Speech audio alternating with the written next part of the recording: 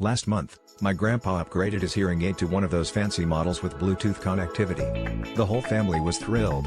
Finally, he'd be able to hear us during Sunday dinner without having to shout "what?"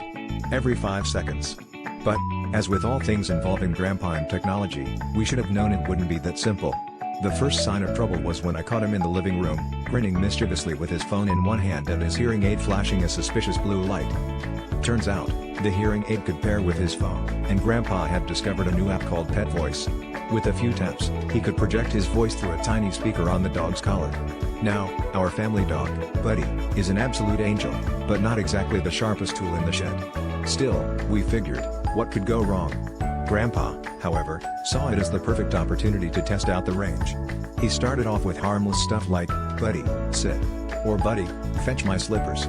And Buddy, out of sheer bewildered loyalty, complied. It was all fun and games until Grandpa got creative. One afternoon, I walked in to find him hiding behind the couch, whispering commands into his phone while Buddy spun in confused circles, trying to figure out who was summoning him from the ether.